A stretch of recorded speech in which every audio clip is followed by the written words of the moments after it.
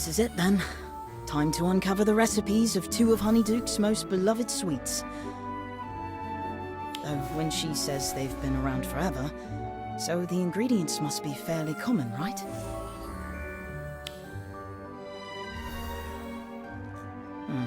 That's odd. Nothing's showing up.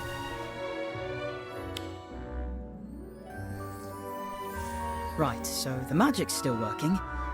Then why not for these two?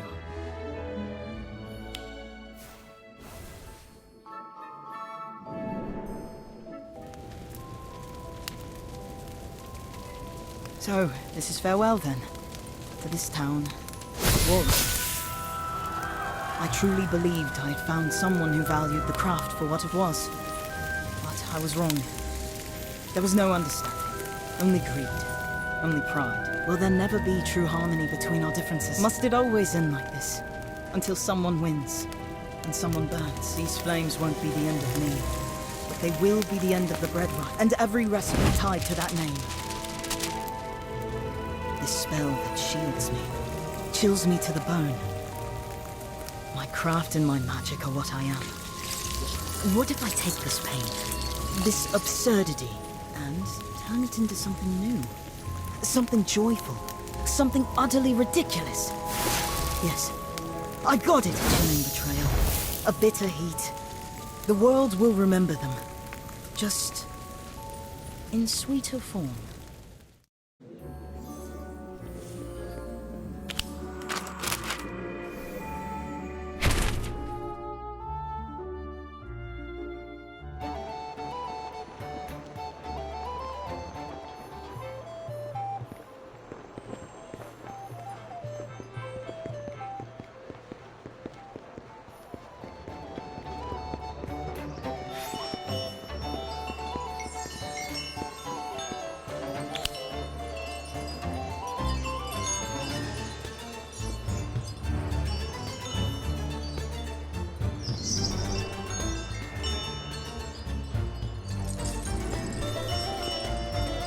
Hard to believe, isn't it? Honeyduke's coming to an end. I'm going to miss everyone, we Hogsmeade shopkeepers. Well, we've always had our little gatherings. Dear old Aberforth, always moaning about cleaning, or those shady customers who won't take their hoods down. Honestly, sometimes I wonder why he bothers keeping that place open.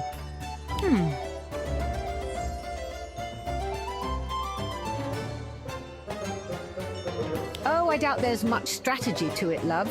As far as I can tell, Aberforth would be happiest if no one stepped through the door at all.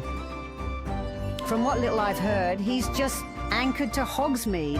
I don't think it's about profit at all. And then there's the three broomsticks. Sweet Rosmerta. Now there's someone who lives for her work. Knows how to charm every customer who walks in and enjoys every moment of it.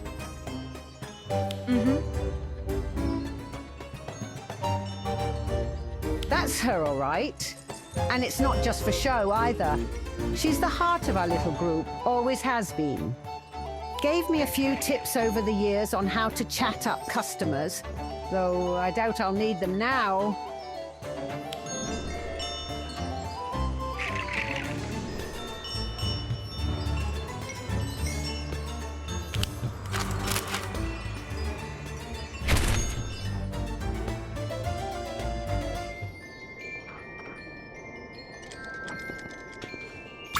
We really did have some wonderful times. The shop packed to the rafters with students and grown-ups alike. Ambrosius and I had to shout to hear each other over the noise.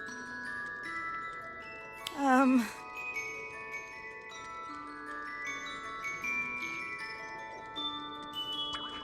how could we not?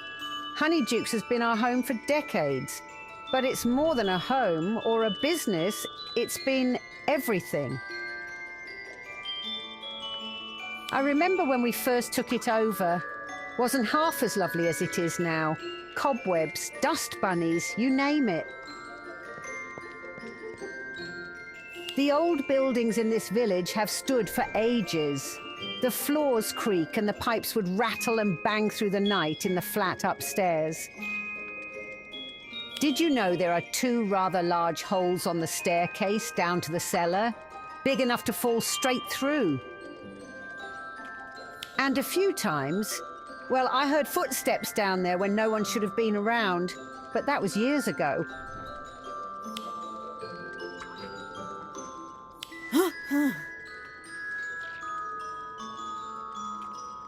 I doubt it, dear. Ghosts don't tend to make footsteps.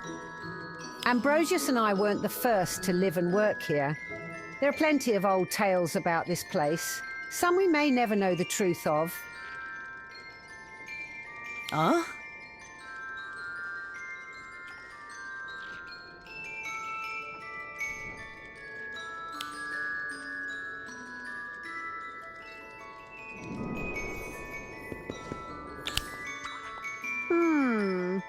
I can't say for certain. Probably something that got mixed in with our usual stock from the cellar.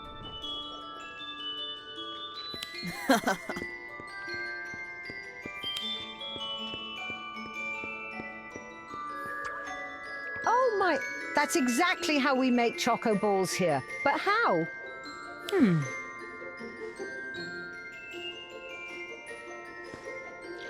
Now, this is a bit of clever magic. Whoever made this knew their way around a kitchen. Let's see.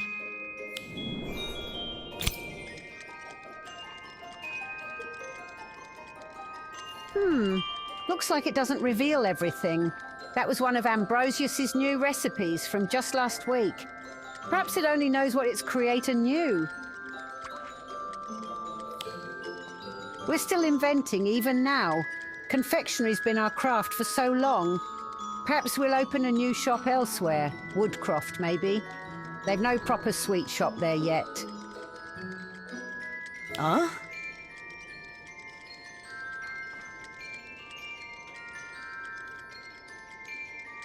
Well, aside from Mr. LaRue and his rather enthusiastic stockpiling, there's more to it. Like I told you before, some things you only get a feel for after living in Hogsmeade a while.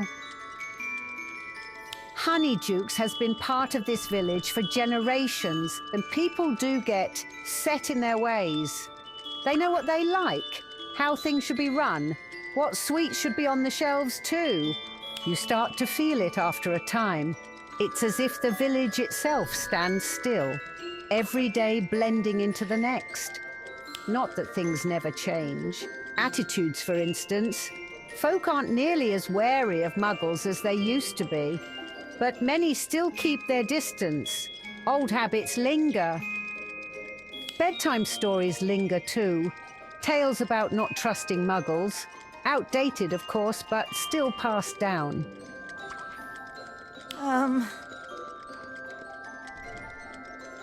Perhaps it is, dear. Perhaps it is. But I do sometimes wonder how much can truly change and how much will always stay the same. Once Honeydukes is sold, well, it will be goodbye. To the shop, to this chapter of our lives. As for how I feel about it all, I'm not quite sure. Sad, relieved, a bit of both, I think.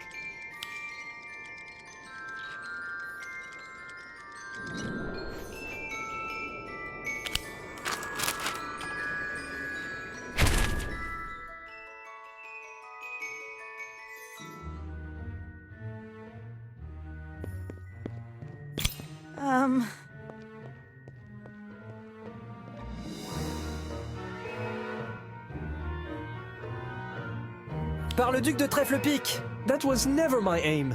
I only wanted to learn her recipes, not drive her out of her own village. That stubborn woman...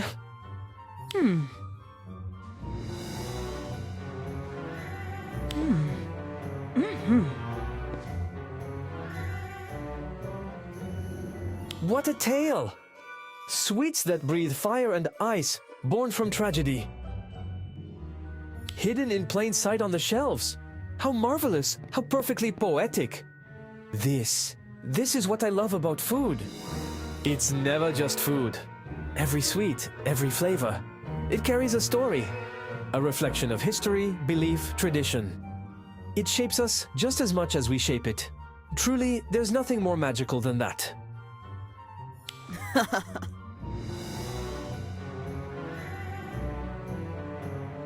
Mon Dieu, pardon me, but with the food some of you are serving here in England, I don't need to overthrow any shop to do that, my friend. I was simply drawn to this place. I want to understand it. What gave rise to a shop like Honeyduke's? Where did all these whimsical sweets come from? It's almost as if something pulled me here. There's definitely something about this village.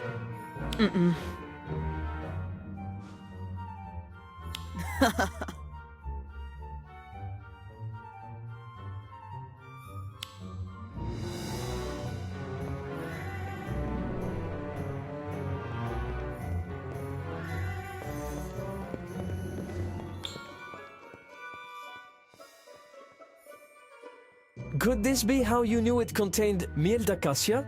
Fascinating. Figs have always had their place in French cuisine, but still, this is a wonderful tool for advancing your craft.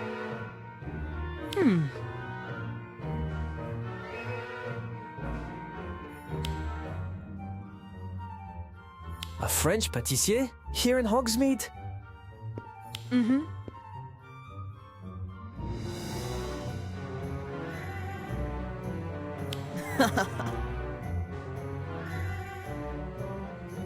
Merci. This is worth far more than any recipe. Thank you for opening my eyes to this and to a beautiful story.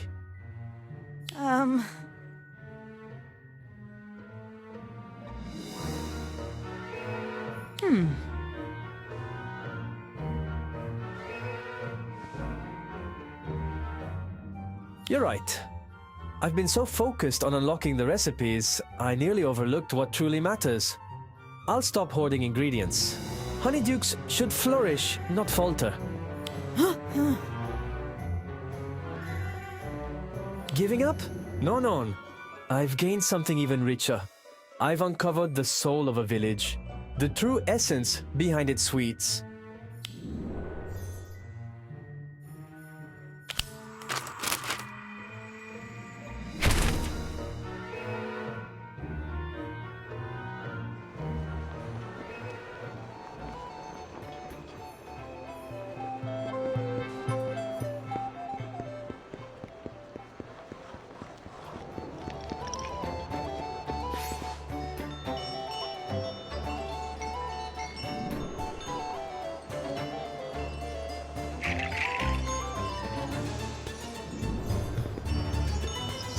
Looks like business is back to normal for Mrs. Flume. The Honeyduke stands firm once again. The treasured sweet shop of Hogsmeade.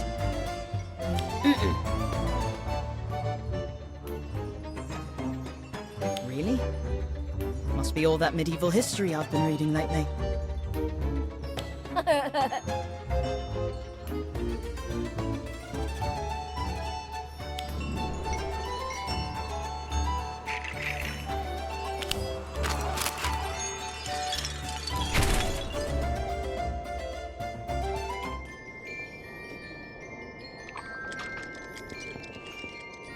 Dear, and Mr. Page too. How lovely to see you both. Hello, Mrs. Flume. We're thrilled to see Honeydukes up and running again. Looks like the ingredient shortage has been sorted out. It has indeed. Truth be told, I ought to visit Confiserie d'André and thank young Mr. Leroux properly. To make up for the trouble his stockpiling caused, he sent over an entire warehouse's worth of ingredients. After running the numbers, we'll not only recover last month's losses, but turn a handsome profit too. Mrs. Flume, are there any sherbet balls left? The shelf's been picked clean. Of course, dear. Just a moment. As you can see, it seems a brief absence made the sweets even more desirable. The crowds have been non-stop. I've barely had a moment to breathe, let alone pop by Confiserie d'André to thank the man in person. Oh, Mrs. Flume. Coming, love.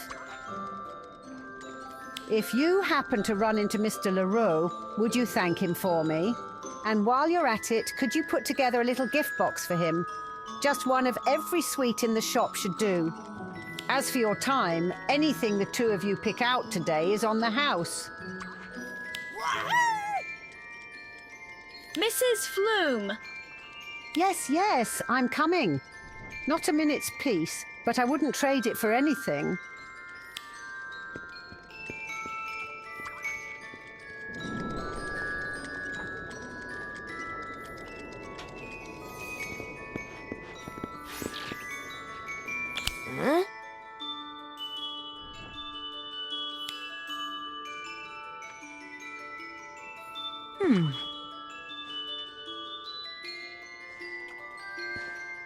Huh?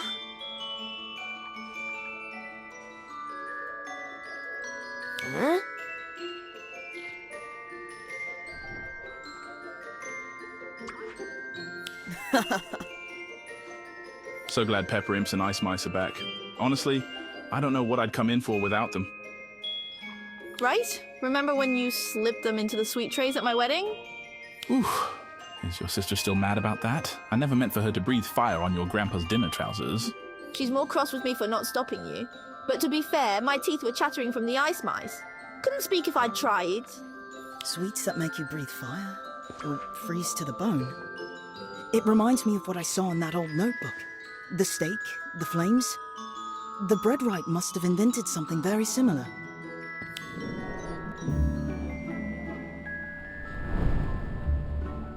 Oh!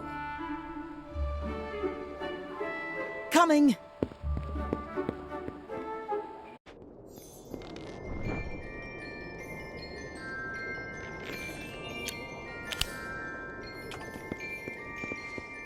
Andre was delighted to receive everything. He asked me to pass on a message. While I can't exactly appreciate local cuisine as a whole, I hold the deepest admiration for Honeyduke's creations. He also said you and Mr. Flume are always welcome at his shop. He'd love to hear your thoughts in person. Oh my, that's quite the compliment. I'll certainly pay him a visit. Once the crowds calm down a little and the shop isn't quite so frantic. Hopefully that means I'm off messenger duty now. I've been busier than an owl during exam season. We wouldn't want to put the Owlpost out of business, now would we? Actually, there's something I've been wondering about. Honeyduke's has been around forever. Are all the sweets here invented by you and Mr. Flume? What's brought this on, dear? Well, I came across an old story. It claimed that someone came up with the idea for pepper imps and ice mice while being burned at the stake. They said it was a witch or wizard who used a freezing charm to survive, and the inspiration struck in the middle of it all. Yes. One of the rumors floating around for quite some time. I know you're hoping for answers, but truth be told, I haven't got any. Some of the sweets here were made by my husband and me, yes. Others have long been part of the magical world. And a few, well, they're secret recipes passed down through families or purchased from fellow wizards along the way. That's all I can tell you. That's more than enough. Thank you, Mrs. Flume. Now then, how about a freshly baked owl biscuit? I can't think of a more fitting reward for a tireless courier. Looks like that one works. After everything that's happened, I thought it was time to try something new myself. I was inspired by a few of our younger shopkeepers, Mr. LaRue, of course, and that Mr. Weasley.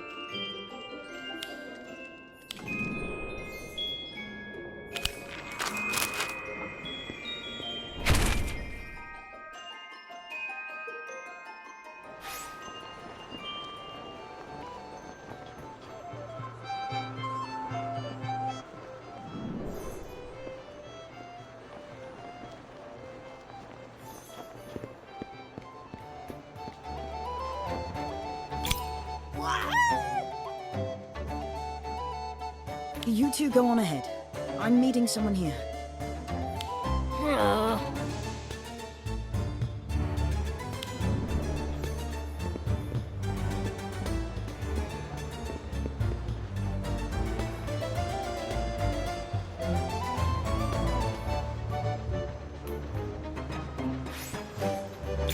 When she?